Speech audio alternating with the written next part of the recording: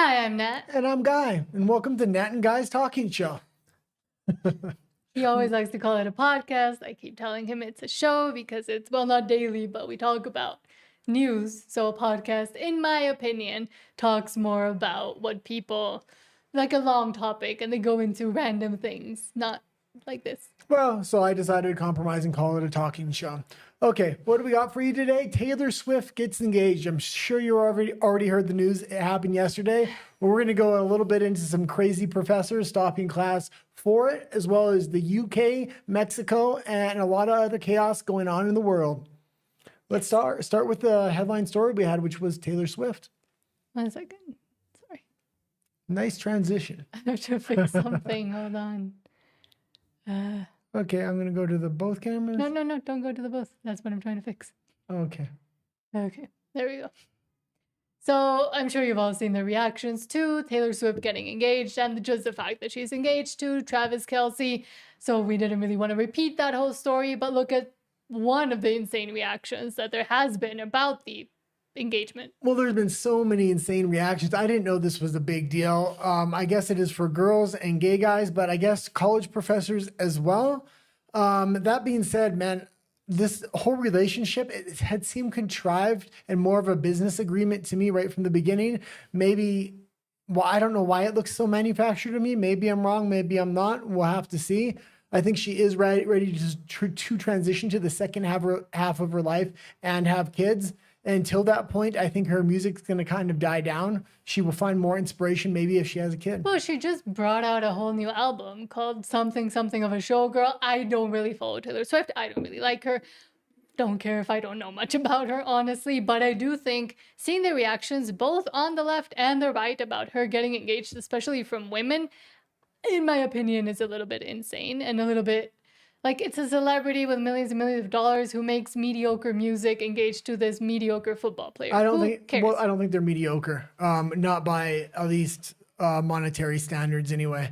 So they do have no, but I've never millions and millions gotten of why fans. If any other singer was as successful as Taylor Swift, they wouldn't call him mediocre. But I've never understood why she got that whole popularity and those whole records, like all the records that she sold and et cetera, et cetera. I never understood the hype around her. Yeah, maybe because I'm not an American because girl. She's gonna fit a certain demographic, especially when she moves into the second half of her life, marrying the football player. It's gonna go well into a Martha Stewart type of image. Martha Stewart. Yeah. No, she's already tried to do that with her whole baking and the cats and inviting fans to her mansion. Well, it doesn't work with cats, but when you have a kid and a husband, you fit the. Like, if there's any Taylor Swift fans out there, please tell me what the hype is about, because I keep asking people, I keep trying to figure it out, and people are just like, oh, she's just wonderful, she speaks to me. How? In what sense does she speak to me? I'm a woman, and I mean, close age to Taylor Swift, and she doesn't speak to me. I don't get it. Yeah, but you do understand that there's going to be different artists that people like immensely. Obviously, she's one of them. But why? Give me the reason why people like Taylor Swift. She crosses over a lot of different demographics with her music as well, from pop to country to this to that. So mostly white women. Okay, while I look white, I mean, I grew up in Mexico, so my idols were Thalia and Shakira and good musicians. Okay. But apparently this college professor decided to cancel class after hearing about the engagement. Yeah, and I actually grabbed this right away when I seen it, but there have been a ton of reactions out there, not just from college professors, but people at offices, spaces. I have another one of somebody like speaking live on a news show, which is even crazier. Okay, let's go into it. Hello, class. As you know, we were supposed to have a biochem midterm today, but Taylor and Travis just got engaged. No way. Due to this information, I can't focus. You all can't focus. Class is canceled. Get out of here. We gotta go. We need time to process this information. Oh, God. Like, it's biochem. If it was psychology or communications or something more towards there, sure, I get it. But I mean, a lot of the crowd was guys that were just like, oh, cool, I don't have to take a test. But well, also maybe the whole cat lady thing might have sunk in, and Donald Trump really cut her off at the pass because she, I think, was supposed to make a huge political impact in the last election with Kamala Harris and Trump. the conservatives kind of seen it coming, and now she's having to invest in this whole nother image so maybe they can make another run at the next election. I mean, I'm possibly thinking that. And there was this from like this is one of the comments below there that says smiling and cackling as you run out of the class. You are literally paying or getting the somebody else to pay $155 an hour for because your professor has decided to cancel class based on the engagement of two celebrities is pathetically stupid. American higher education is in dire need of improvement. And I agree with that. And also, again, who's paying that $155? Where does that debt end up settling into? The American taxpayer. Well, I will also say, oh, there was something else I was going to say. Something about cat ladies and No, the political no. engagement. You keep talking, and then I'll think. And apparently a whole article had to be written about this as well from Hola. Oh, this is what I was going to say. Yeah, they were going on and on about these cat ladies, and it's fine to be single, this and that. Now that she's getting married, I think a lot of liberals, because she appeals to a ton of liberals, are going to start actually thinking about, oh, maybe marriage is a good thing if it works out for Taylor Swift. And for some reason, she also appeals, which I've always disagreed with, a lot of conservative, especially commentators or people that are online, influencers, I'll call them. And I've never agreed with them trying to defend her, trying to say, oh no, but like we still love Taylor. Taylor's great. Taylor speaks to the American woman. It's sad if that's what speaks to the American woman. I'm sorry. She didn't need to evolve as a person, but this is part of evolving. The problem for me is it did look manufactured. It still does. Yes. Okay, let's go into the article here. Yeah, so same thing. Professor goes viral after canceling class because of Taylor Swift and Travis Kelce's engagement. How do we sign up for this class? Ugh. And it's in Texas, apparently. Showed him canceling class after hearing about Taylor Swift getting engaged to Travis Kelce, because he needed time to process through this, apparently. His name is Matthew Pittman, and it's a biochem class. Like, Yeah, you're paying hundreds of thousands of dollars to educate the next generation. What kind of standard is this really setting? I don't agree with this at all. So, I mean, if you're willing to cancel class because Taylor Swift and her fiance got engaged, like what else are you going to cancel class for? mm-hmm. And apparently class is a social media class, so they were doing an experiment about it, not biochem, at University of Tennessee. Knoxville. Instagram account is filled with hilarious videos that go viral with out-of-pocket grade reveals. So apparently maybe they were just doing like a, what's it called?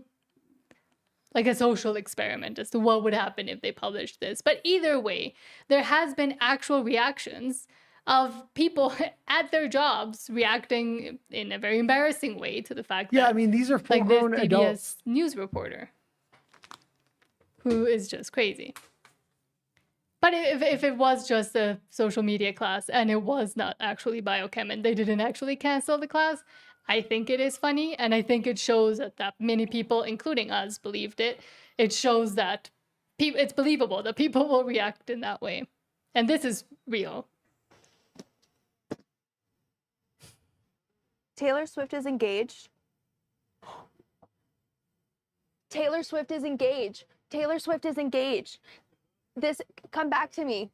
She just posted it. Guy Oh my said to God. who? Oh my God. Oh, it's huge. The British. Oh my God. Oh my God. Oh my God, it's on her Instagram. It's on her Instagram. It's on her Instagram. Now you'll be Oh okay. my God, oh my God, oh my God, oh my God, oh my God. I feel like Paul Revere right now. What? That was a clip from Crowder, but that's a lady that was reporting for CBS News.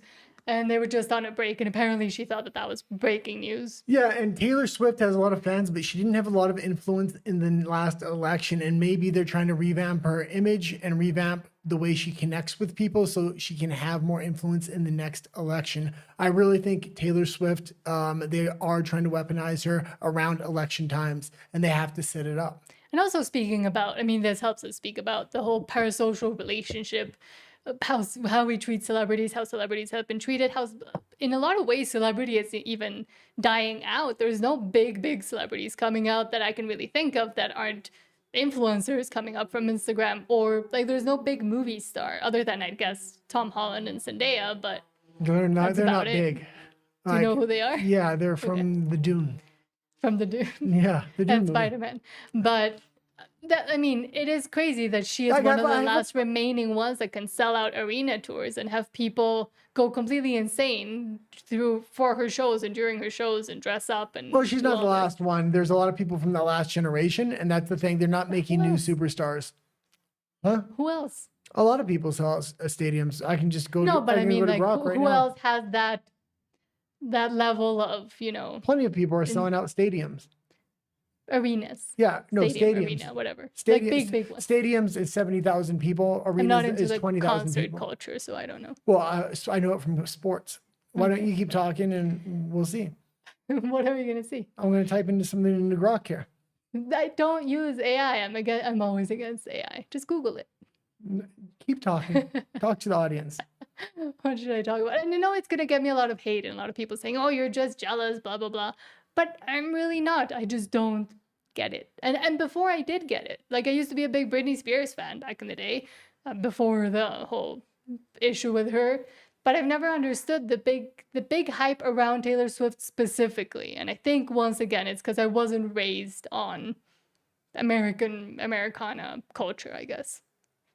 Okay, I don't know what to type, but Coldplay came up. Again, that's super old. No, but they're still touring. Yeah, they're Yeah, still we touring. The just Backstreet Boys are still touring. But the Backstreet Boys aren't selling out stadiums. Coldplay is. Okay. Yeah. Should we move on? Yeah, we can move on if you want, since you So- lost the debate. Number one, there's no debate. Number two, I didn't lose anything. Okay, you Swifty. Let's go.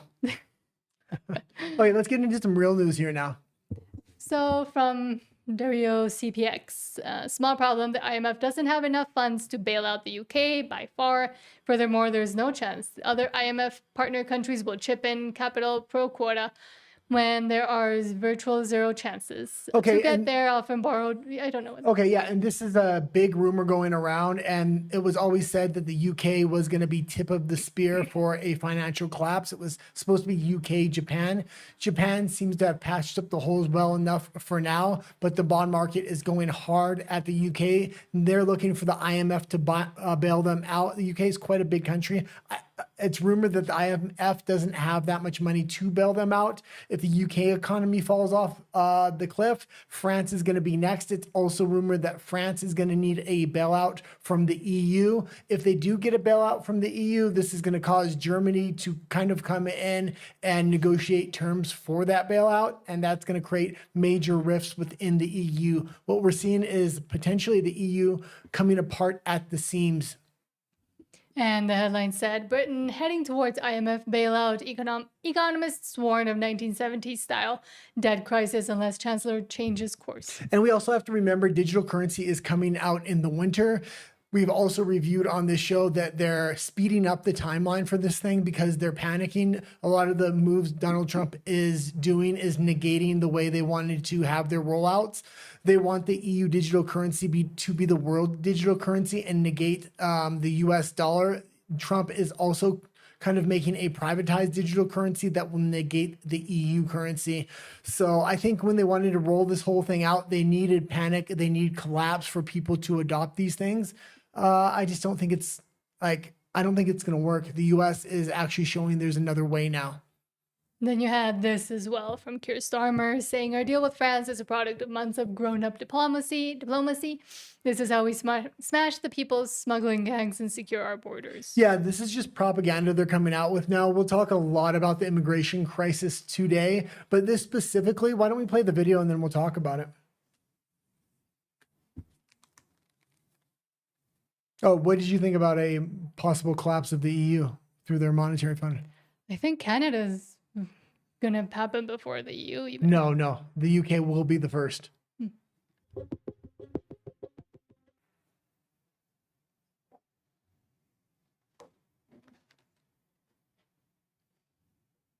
That's it. Okay. And as you can see, it's got dramatic music. They got the Coast Guard. They're stopping these people from coming in. They're posting, "Don't come to the UK anymore. We will detain you and deport you." Yeah, you're deporting them back to France, and France is giving you one legal immigrant through your front border, which you have to put through the system, and it's extremely hard to get rid of. This is a bunch of propaganda. We got more coming up later. Even Nigel Farage is going soft on immigration. He's trying to play this big game like, oh yeah, we're going to get rid of immigrants. That's not the case. And speaking of, from Basil the Great, Nigel Farage confirms only men will be deported under the next reform government. So we have to keep paying for the women and children. Now we know why he's only wanting to deport 500,000 reformers so they're illegal deportment. Yeah, and it's not just about, he wants to deport the men. Women and children don't come out without their husbands, and now you want to break up families. This is going to make it really, he's going to put these women and children in a really difficult situation, number one. And number two, because the women and children are staying there, the men will be able to apply for asylum through them if they go back to their country and then let back in. You can see how this is working. They're trying to set up their system where they're saying, we're tough on immigration, but in reality, they're just manipulating the system. So on the surface, it looks like they're doing something, but really they're letting twice as many immigrants in the back door. And the ones they do deport, they're giving an opportunity for them to come back into the country. I was very, very clear yesterday in what I said, that the deportation of illegal immigrants, we were not even discussing women and children at this stage. There were so many illegal males in Britain, and the news reports that said that after my conference yesterday were wrong. Wrong, wrong, wrong. So women and children will be exempt? I didn't say exempt forever, but at this stage, that is not part of our plan for the next 5 years. Absolutely. I was very, very... And you can see how he's already freaked out because there's pushback against him. And the legislation, there's layers and layers of legislation, not just through the UK government that's legislated into law, but the EU and the UN. And there's just, it's a bureaucratic mess. He wants to campaign on this to get elected, but do I actually think he's going to do anything when he gets in there? I don't think he's going to be able to. And also there are, studies that have been kind of put to the side, but there are studies of what happens when the father is removed from a home. And now there's also studies about what the children of immigrants usually behave like and the issues they have. And I think it would just make it even worse than it already is. Yeah, it's going to make it a lot worse. Because also what you consider a child. Is it a 17-year-old that's also kind of within that male population, but they're underage? Is it 18? Is it 16? When does child stop? You've just created a situation where there's a ton of animosity in the UK against immigrants. Now you want to separate the fathers out of that household. There's still going to be an animosity against the children and the women. How do you think those children are going to grow up? What's going to happen? All you have to do is look at the Black community in the United States when they separated fathers from the household. When slavery first ended, fathers were in the household. Christianity was strong in that community. That community was actually doing really well, and generation after generation was improving. Generational wealth was increasing. What happened was once they separated the fathers from the families, now you see crime rates just go through the absolute ceiling.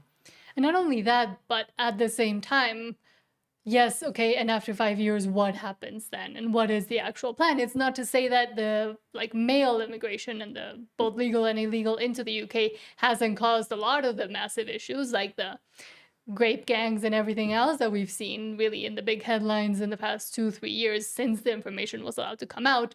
But what happens next, and what does it look like next after those 5 years? Yeah, you need a complete moratorium on immigration. Even if you're going to allow certain immigrants to stay, you're going to need to put a moratorium on there and figure out your immigration system. Actually figure out your economic system. How does it actually work without a constant inflow of increasing the GDP through on the backs of immigrants, legal and illegal? So you need to make an economy that's actually based on your citizens without bringing in an outside population in order to increase GDP.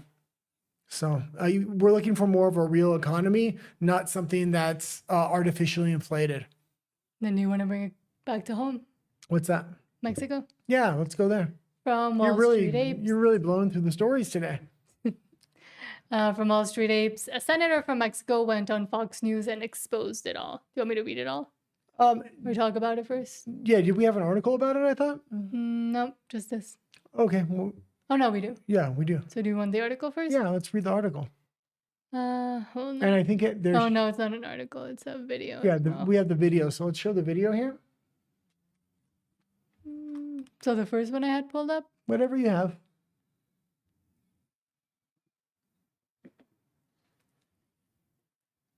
So that whole text wall was before, but I kind of wanted to give a pre as to who she is. Okay, however what you the want to do the story, you do it. what the You opinion don't have is. to ask me questions on how you want to conduct the story. Because it's not my story, but about how They're all your stories. No. I told you I wanted to go through the stories a lot slower today, and you're just like boom, boom, boom. well, because I don't know much about the other ones. Okay, let's go through this one. So you do know now a little bit more. So the name of the senator that went on Fox News to denounce essentially the Mexican government and their ties to cartels and illegal activity. And to ask for help to Trump to solve the solution because they haven't been solve able the to solve the problem because they haven't been able to solve it themselves, that being the Mexican government. So it is a difference of opinion. I know a lot of people don't like her, but I think she is providing a real service to the population because she's pushing the boundaries of what's acceptable speech within Mexico, so it can start a much wider dialogue.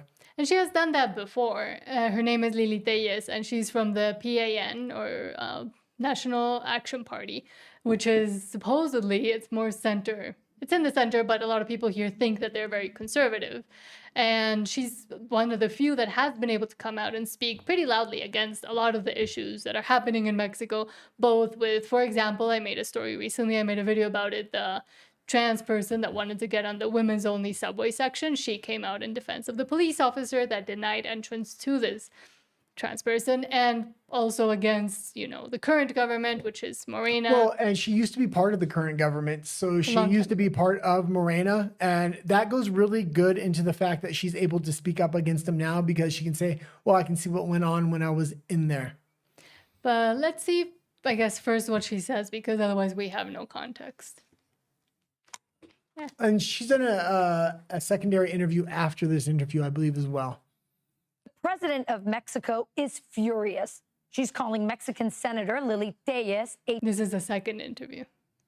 traitor for coming on Fox Noticias with me a few days ago and saying this. Listen. The help from the United States to fight the cartels in Mexico is absolutely welcome, and that is how the majority of Mexicans feel.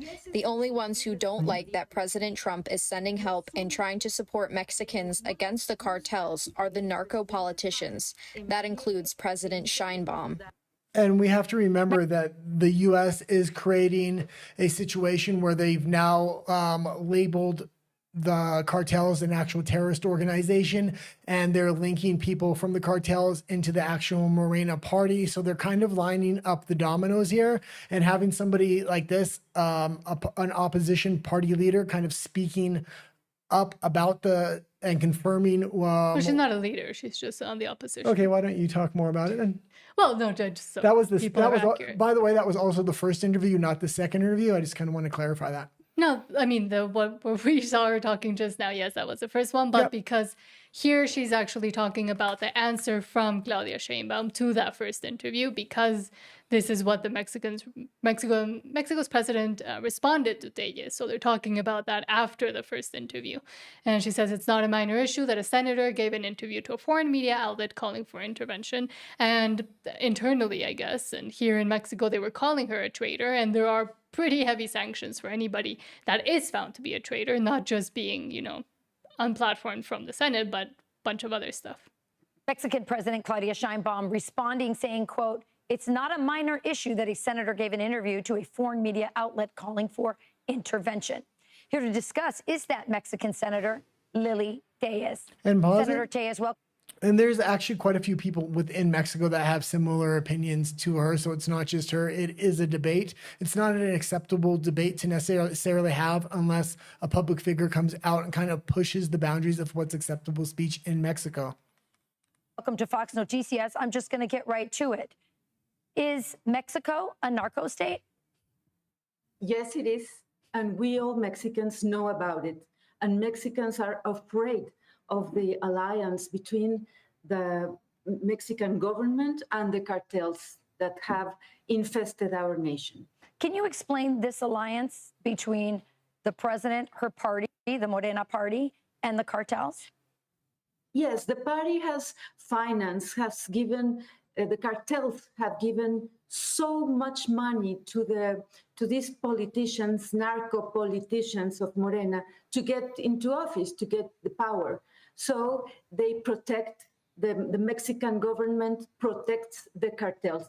That is why President Sheinbaum doesn't want the strong American leadership to help Mexico defeat the cartels.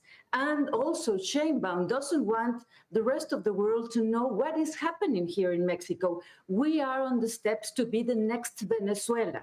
She is aligned with Venezuela's dictator, with Cuba, and we are losing our country. They have destroyed our Republican institutions, the democratic state, and we must, I think we all Mexicans want and welcome the support of the United States to assist Mexican people against the cartels that have. And we have talked about why it is a bad idea for the US to come into Mexico and try to fix the issue, maybe completely. But at the same time, yes, she's from the PAN. And in Mexico, the PAN is also well known for when Felipe Calderon, who is one of our ex-presidents, tried to do something against the cartels, and it became a huge, giant war where everything ended up worse than it was. But now, with the predecessor of Claudia Sheinbaum, who is AMLO, also from Morena, which is a party that she's saying is connected to all the cartels and the narcos, I will say, yes, their strategy has been even worse because they had this whole motto of saying we give hugs, not bullets, meaning they were going to try to be nice to the people involved in these, terrible things. And that didn't work out either because now the ties are even stronger. But I will say, this is why, at least as a Mexican in Mexico, I do not support any political party because it's not just Morena that has been involved. It's the PAN from Lili Telles. It's every single other political party we have had. And the problem has been institutionalized, and it is within the political system of Mexico, really no matter who is at the top. The problem is right now the ones at the top are making it more and more obvious about what their intentions and what their friendships are. Yeah, if you get rid of the cartels in Mexico, you're going to have a new cartel come in, and that's going to be the U.S. government, especially with digital ID and digital currency really coming to the forefront right now. The cartels do not want digital currency, and they do not want a digital ID. They want to remain anonymous. A lot of people want to remain anonymous as well. So maybe while the rest of the world is going through this transition of digital ID, digital currency, it would be nice to have one place that kind of resisted it. You're not able to resist it with your normal government apparatus because there's so much pressure and strings being put on governments around the world. And interestingly also with Sheinbaum and with the whole discussion of what's actually going on with the US, with them coming up and showing proof of, oh, these are the connections we know about, these are the governors that have been directly involved, we're taking away their visas, all of that information has come as a shock to be publicly available here in Mexico. But I will say the idea of the US coming in full force is also one that I think a lot of people who are desperate see as a benefit, but in the end might make things even worse than when Felipe Calderon had that initial war against the cartels, because it could create an alliance between the ones that are not formally in the cartels, but, in the army and the police force and the actual cartels against the common enemy that would be the US. I just see it as right now over the next 5 to 8 years when they're doing this transition of digital ID, digital currency, there's a lot of danger there. So maybe just keeping the U.S. out for a little while, having good trade negotiations with them, but not allowing the military into Mexico might be a good idea. That being said, I do think Lili Telles is going to be one of the prime candidates that does emerge in the next election. She has everything in her backstory, from previously being part of Morena to now calling out Morena to having over 1 million followers on X, 500,000 on Facebook, tens of thousands on YouTube. So she's one of the few Mexican politicians that has an international profile. She's now doing tons of international media as well. She has an easy to understand messaging when she's saying we need to get rid of the cartels, whether people agree with it or don't agree with it. She doesn't have to explain her whole platform. She can just focus in on a few key issues, and that will be her platform. And at the same time, on the more conservative side of things, and the people that are trying to build a more actual right wing or at least conservative party in Mexico, a lot of people don't like her because of that distrust they have that she was in Morena. And a lot of people do call her paid opposition. I do like a lot of the things she says, not in the case of having the US come into Mexico, because that could end up worse than, I mean, a lot of us can even imagine. And at the same time, I do remember a time when in the States, all the hype was around Claudia Sheinbaum, and we were still living in Vancouver, and I always thought, I can't believe people aren't actually knowledgeable about what her true intentions are. But at the same time, we do see the negotiations with the US giving Mexico a 90-day pause on the tariffs, for example, because they're still working out what to do about the security issue, about the border issue as well. So while Claudia Sheinbaum, comes out and says very forcefully, the US is never coming in here, we're not going to cooperate, we're not going to let the US Army even touch Mexican soil, I think in the background there is a lot more cooperation between the current government and the US because they know both of them but what will benefit both of them more. Okay, that's a lot of words to say something very simply, and that is Morena. Well, you told me to talk more. And that is Morena is definitely working with the U.S. government behind the scenes, without a shadow of a doubt. Once in a while, she'll give a public speech about how she's against the U.S. military coming in, but she's obviously forewarned the Americans that she's going to say that because everybody in the Trump administration, and I follow them all very closely, are all very happy with the way Morena is working with them, especially when it goes against crime in Mexico.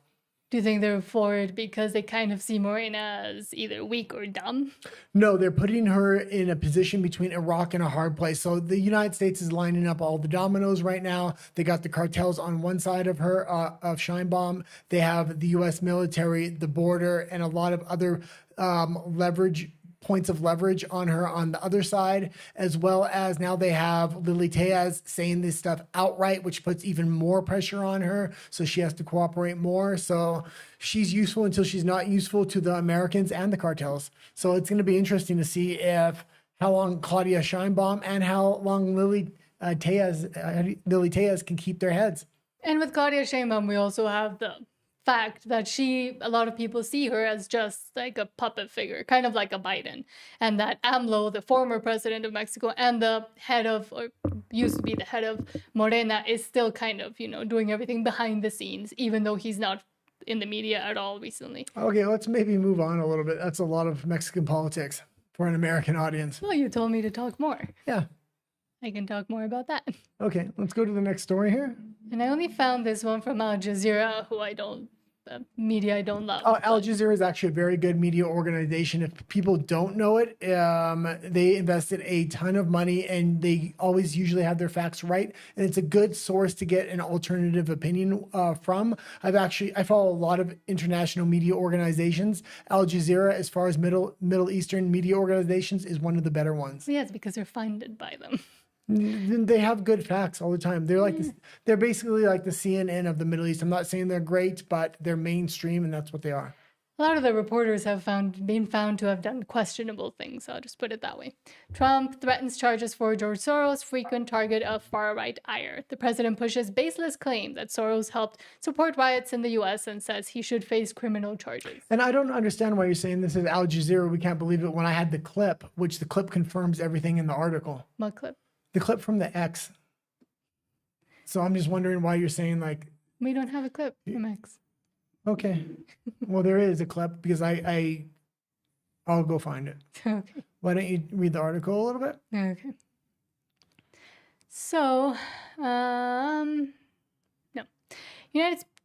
United States President Donald Trump has advocated for George Soros, a billionaire, financier, and philanthropist who has become a central figure in right-wing conspiracies, to face criminal charges. In a social media post on Tuesday, Trump said that Soros and his son Alex should be indicted for supporting violent riots in the U.S., a baseless claim that the president has pushed before. Trump recommended that he be charged under the Racketeer Influence and Corrupt Organizations, or RICO Act, a federal law often used against organized crime. George Soros and his wonderful radical left son, this is what Trump said, should be charged with RICO because of their support of violent protests and much more all throughout the United States of America, Trump wrote in the post. Soros, he continued. Soros and his group of psychopaths have caused great damage to our country. This includes his crazy West Coast friends. Be careful, we're watching you. Various right-wing figures, including Hungarian President, Prime Minister Viktor Orban, and Indian Prime Minister Narendra Modi have embraced conspiracy theories that the Soros family secretly funded riots and politically destabilizing activity in their countries as well. And they have funded a ton of NGOs and destabilized specifically Hungary. That was actually the focal point of a lot of the George Soros money funneled into the EU. I like what Trump is doing here. I highlighted the tweet, but you're right. It was just a tweet. It wasn't an actual clip. That being said, why don't you go to the bookmark that I bookmarked just now? Yeah. So yes, from Benny Johnson, and it shows the message I just read that Trump put on his Truth Social. You are allowed to fund protests. The problem is there were pallets of bricks brought in and other weapons and gas masks that were also being funded. So if they can make all the connections of the protesters that were being paid, the bricks that were being moved in, and the violence that occurred, they might be able to give them in a RICO Act, and this would be huge. I would like to see this case go forward, even if it does fail. And it might take me a bit, but I did speak about this, funnily enough, when I spoke about the LA riots a while ago, but I did it on our Spanish channel. And in there have been a lot of investigative reporters and journalists who have uncovered a list of NGOs that, if not directly, indirectly, and eventually are linked to George Soros. And that information is publicly out there. They have lists of Excel sheets just pinpointing what each organization, because what happens is there's like the George Soros Foundation, but from there it goes into smaller NGOs that have different names for different purposes. And from there it goes to even smaller ones. So it branches down. So the money is actually harder to trace, but eventually you can get to where those grants and where the money is coming from and going to. Also, the head prosecutor, he funds a lot of head prosecutors. It's very cheap to donate like $1 million to a campaign for a head prosecutor. He's done this in LA, San Francisco, other places across the nation. And that's why when a lot of these violent protesters get arrested, they're not charged and they're let go right away. So that's also funded through George Soros NGOs. So there is a lot of connections there. I think there's enough to make a RICO case there. I hope they do. And it would be the first time that this information comes out for, I'll call them the normies, because for the longest time, and as the Al Jazeera article was trying to point out, oh, this is all conspiracy, this is all, crazy right-wing conspiracies. But the fact that the money has been traced, has been found, and there's a giant list of NGOs that are funded by Soros, not only in the US, but in multiple other countries, finally that information might be able to come out in a more credible way. Yeah. Okay, let's go. And then we skipped one about Canada. Do you want to go to Canada? Yeah, let's go to that if you got it. Oh, this is good. From James O'Keefe, Canada bans hiking with $25,000 fine. O'Keefe goes hiking in Nova Scotia. Police call through snitch line. Canadian Department of Natural Resources tells O'Keefe, if you want to break the law, talk to Trump.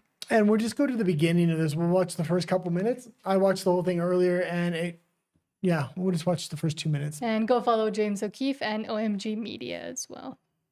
This is James O'Keefe with OMG, and this is walking into the Canada woods on purpose for a $25,000 fine. Yeah, and this is all about the climate lockdowns that are currently happening in Canada. They're also happening in certain portions of the EU. So they're offering $25,000 fine plus up to a year in prison in certain parts of Canada. James O'Keefe actually went on a day that it rained. So they first cited that there was no rain. That's why they would have to do lockdowns of the forest. There wasn't even any forest fires in that region. They just wanted to be precautious. So this is a blatant trial of a climate lockdown in Canada. There it is right there.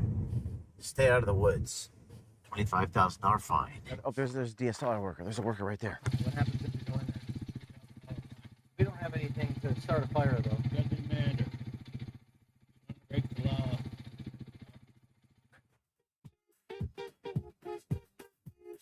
That guy looked like an Here in ancient Nova Scotia, tree. they've actually banned hiking due to a burn ban. They're going to fine you $25,000. We're going hiking in Canada. Let's see what happens. There's also a bunch of Karens walking along the boardwalk. A lot of snitches. Snitches get stitches. So these two gentlemen, they're gone in the woods. They have backpacks. Okay, I'll send the officers over here shortly. Thanks for calling. All right, thank you. Cape Breton Regional Police, just arrived. So we've arrived in Nova Scotia, Canada, and we're driving down the highway, and it says stay out of the woods. And then it says it's a burn ban, $25,000 fine if you go into the woods. We are going into the woods. So the man, Jeff, actually did this, and I thought about doing this, but then I saw Jeff's story, and I figured, hey, I should do that. Issued $25,000 fines On it? for going. Yeah, and this was the original gentleman that was a former veteran, has a spectacular history, and it was good that somebody like this kind of stood up against the government intentionally to get the fine so they can make a precedent to kind of fight the government in court to make sure the government doesn't overreach their legal justifications. As they have many, many times Yeah. before.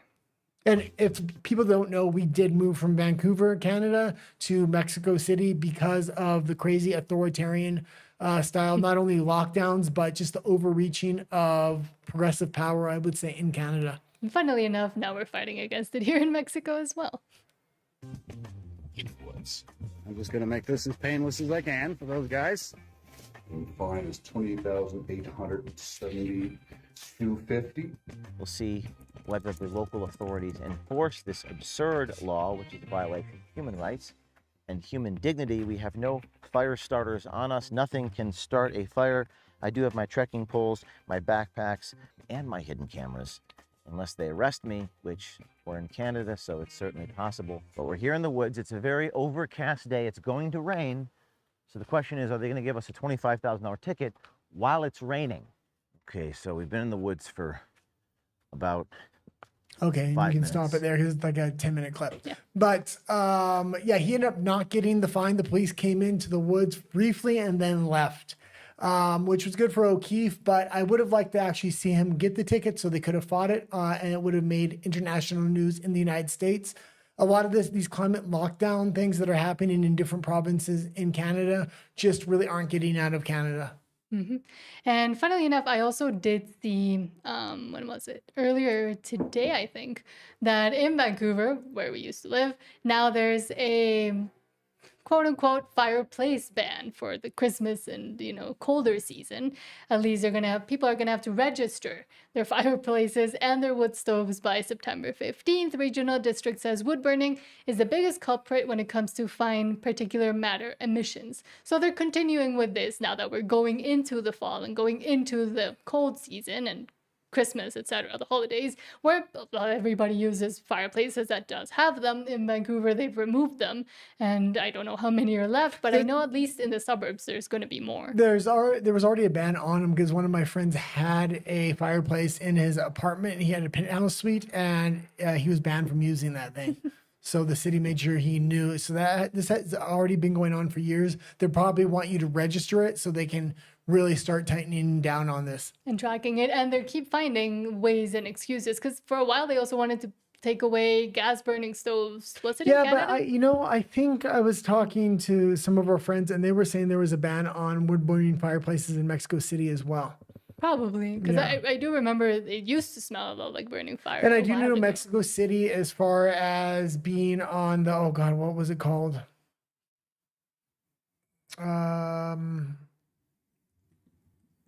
With Klaus Schwab. World Schwab's- Economic Forum? Yeah, the World Economic Forum, Mexico City, as well as Vancouver, are on the top 15 list of cities that are going to implement a lot of their policies. So it's some of their initial cities where they try to put a lot of these policies into. It's a lot harder to implement them in Mexico City than it is Vancouver because you get a little bit of freedom through chaos here. I'm just looking. Yeah, so you can't burn solid or liquid material openly or in domestic chimneys, but I mean, people still do it. Yeah. People do still do it here. The enforcement arm is not as strong. Yeah. What's the next story we have? Venezuela, I believe. Yes. So from Shadow Ezra, Venezuela appears to be gearing up for a potential war with the United States, deploying 15,000 troops to its border as American warships draw near. Washington has branded President Nicolas Maduro a space terrorist and cartel kingpin. Venezuelan officials say the troops will be backed by aircraft, boats, and drones to secure the border against any breach. And supposedly they have 4.5 million non-active troops. So they're currently activating 4.5 million troops on top of the 15,000 they're sending to the border. So they're taking this as a real threat. If you remember Trump in his first term, he did put a lot of sanctions and pressure on Maduro. That pushed him into a negotiation within Mexico City, and they were really close to giving him immunity along with his family and his top generals, as well as other politicians within the administration. But Trump's term came to an end and they weren't able to finalize that deal, which was taking place in Mexico City at the time. That was talked about at CPAC last year here in Mexico City. So I think something similar is going on. They're sending a lot of submarines, naval ships, aircraft carriers off the coast of Mexico, close to Venezuela, along with 5,000 American troops in order to put pressure onto them, probably to restart negotiations where they left off. I'm not really expecting them to go in there. If they do go in there, they better get them. If they fail, I don't know how much he's going to be willing to negotiate. We did have an article. Yeah, I grabbed an article about it. From the San Juan Daily Star. Originally, I think it's from the New York Times, but I'm not paying for a subscription. So, is the Trump administration building up to a military confrontation with Venezuela?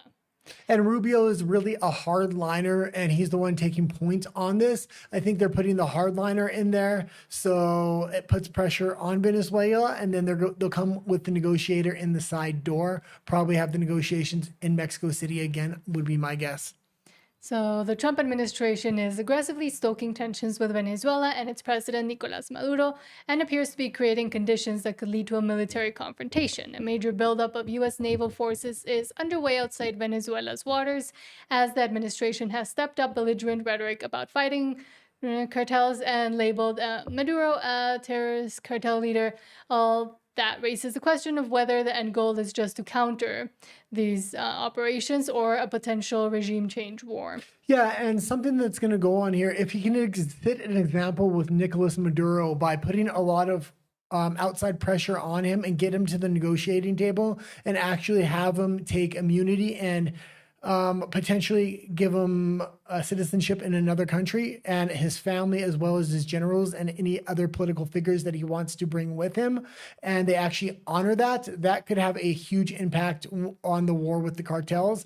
It has been rumored that the American strategy is to let the cartels fight it out, consolidate power, and then roll whoever's left, whatever factions left, to roll them up into the Mexican government and legitimize them.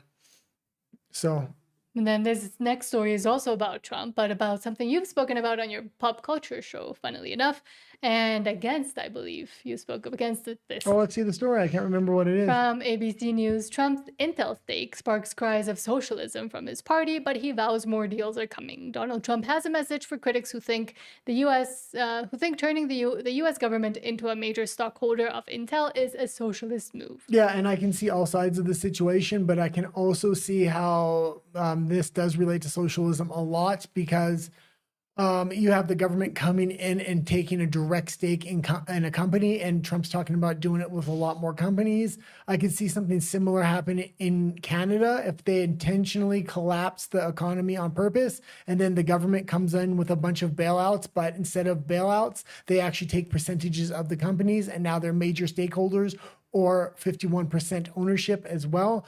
That could be dangerous in Canada. I also do see the benefit.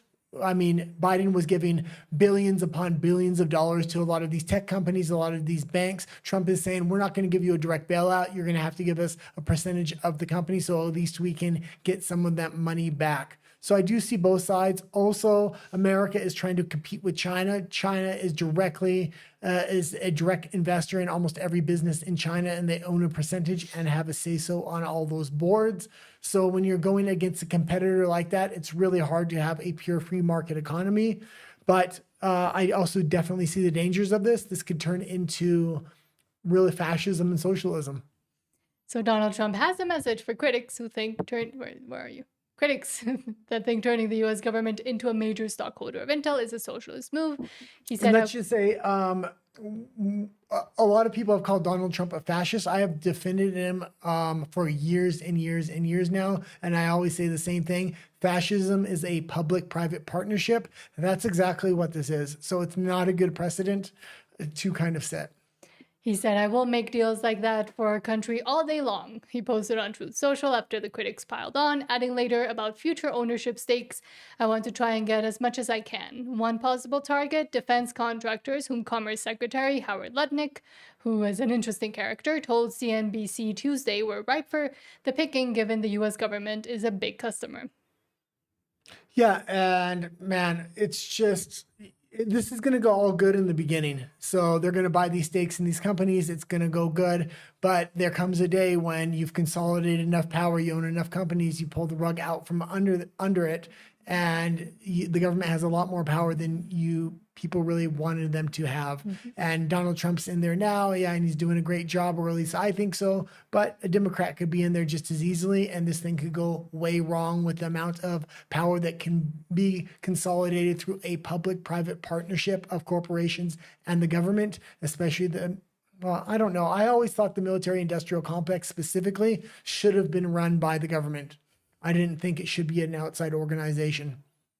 So free market conservatives were already wary of Trump's tendency to interfere in corporate decision-making by, for example, telling Apple where it should make iPhones or even demanding a cut of NVIDIA's sales of chips to China. But the Intel move is a startling defiance of Republican orthodoxy that says governments shouldn't try to pick corporate winners and losers and risk. And what happens when Apple wants to avoid a tariff? Okay, we'll give you 10% of the company. Just let us keep manufacturing in China. That's these kind of backdoor deals that could possibly be made. I'm not saying they are, but I'm saying it's really dangerous when you have these public-private partnerships. This is how the Chinese economy is really arranged. Mm-hmm. And in another Trump move and news. And this is coming from somebody that likes Trump, and I do see both sides of that situation, So Trump administration is investing in U.S. rare earths in a push to break China's grip. The U.S. is ramping up efforts to boost production of crucial components used in electric vehicles, smartphones, and fighter jets. And this is a fantastic move. Trump overall, I think, is dropping a lot of the green sanctions and legislation that was kind of in effect to stop the government or U.S. companies from drilling for oil and getting highly invested in mining. They have a lot of mining assets, not just in Alaska, but within the continental United States. I think they need to really ramp up mining operations within the U.S., especially for rare earths. It's the one thing China really has the U.S. by the balls with. And I think that's why Trump's playing pretty nice with China right now. Do you want me to read it into? Yeah, we can read a little bit. U.S. production of crucial components in electric vehicles, smartphones, and fighter jets is set to expand rapidly in the coming years as the Trump administration intensifies efforts to build up the critical mineral industry in the United States to work to break the chokehold that China has on the global supply chain. This is a 10 to 15-year operation to get this into effect. If Trump actually comes in there and they have a lot of private financing and other things, and this is one of their main focuses, which it needs to be, maybe they can get it up and running within 5 years. The federal government is pumping hundreds of millions of dollars into American companies, has made an agreement with one firm to set a minimum price for some U.S.-produced critical minerals, and has launched an investigation into foreign-made supplies. This is the Manhattan Project moment for rare earths, said Joshua Ballard, CEO of USA Rare Earth, which plans to next year to start making the rare earth magnets that appear in many products. Yeah, also for nuclear facilities, they're going to need different kind of nuclear assets, whether it's thorium or plutonium. They need a lot of different. They need a lot of different minerals that can be mined. They really need to amp up their mining game. I know China and Russia had invested in a lot of NGOs that created and legislated for a lot of legislation to stop the U.S. government from really developing all their assets. And then we do see the Democrats on the other side asking from the AP, Democrats demand Trump resume a major offshore wind project near Rhode Island. Yeah, and this is great. This is just a waste of money. the amount of energy you get out of this one, number one, it's not consistent. Number two, these things kind of constantly have to be maintained. Number three, they have to be completely replaced between every 15 and 20 years. There's no legitimate way to actually recycle these things. They're primarily burying these windmills in the ground once they're done with their lifespan. So I think this whole thing was a hoax to begin with. I think the infrastructure of the new economy, which Mark Carney was kind of planning with a lot of other EU leaders, had a lot of things to do with wind and other kinds of green energy. And this one specifically might have other stuff as well that the US government wants to, check before it fully goes into effect. But a nearly complete wind farm off the coast of Rhode Island and Connecticut faces an uncertain future after the Trump administration abruptly halted construction and the state's Democratic governors, lawmakers, and union workers called Monday for the president to reverse course. The administration said last week that the federal government needs to review the Revolution Wind project and address national security concerns. It did not specify. Wind and solar energy on a large scale just doesn't work. It doesn't give consistent energy. You need nuclear, and you have to use your oil and natural gas as a transitional mechanism to get to nuclear. Green energy is only good for individuals that want to live off grid or for their homes in case the grid goes out. So having a windmill at your home or having solar panels at an individual house is great, especially if a nation goes to war and their power plants are bombed. And if they're self-contained homes, then they'll be able to still have electricity. That's what I do like green energy for, is self-contained homes. But it is interesting that they were saying that the major concern is security related, national security related. So what could they be meaning? That a wind farm has to do with with security concerns. Yeah, it has huge national security implications because you only have so much money you can invest and time and resources you can invest into consistent energy. If a lot of that is getting invested into green energy, it actually compromises your national security because you won't be able to compete in the AI sector or other sectors like that.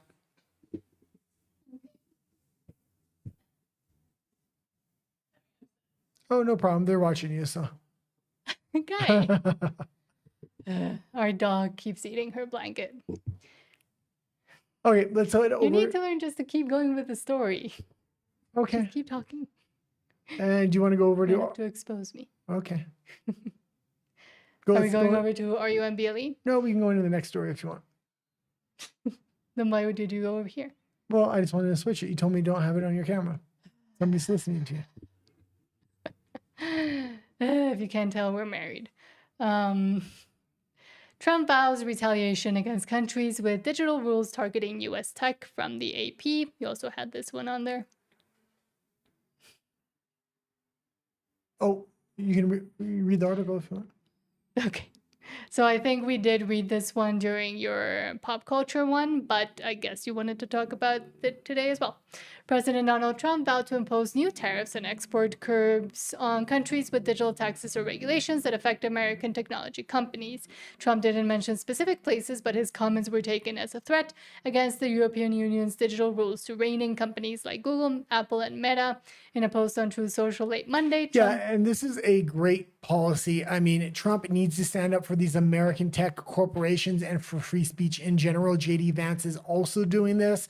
They kind of went lax on it while they were having the tariff deal. Once that tariff deal is finally signed, I think they're going to take a hard line on free speech and protecting American companies. The EU is finding these companies hundreds of billions of dollars, which is absolutely crazy, and could bankrupt these companies. And it really affects the national security of the United States when the EU is doing this. Individual countries in the EU itself is doing it, and then other countries around the world like Brazil get the same idea and they start doing the same things. It's an attack on these American companies which are critical to national security. So I definitely like what Trump's doing here. And should we go to RUMBLE? Oh no, what other articles do you have? Because there are stories that are important. We know something happened today in Minnesota, but we cannot speak about it on YouTube. So it might be best to go to RUMBLE because I think that's the breaking news story that we weren't able to even cover. But we have here. Cracker Barrel. Fine, you want to talk Okay, about well, Cracker Barrel? we'll Farrell? talk about that on RUMBLE. On Friday. We're gonna head over to the Green Monster on RUMBLE. Follow us over there. If you haven't subscribed, please do so. If you like to watch us argue, so yeah. And we will be talking about what happened in Minnesota today. Yeah. Have you posted the videos on Rumble? No.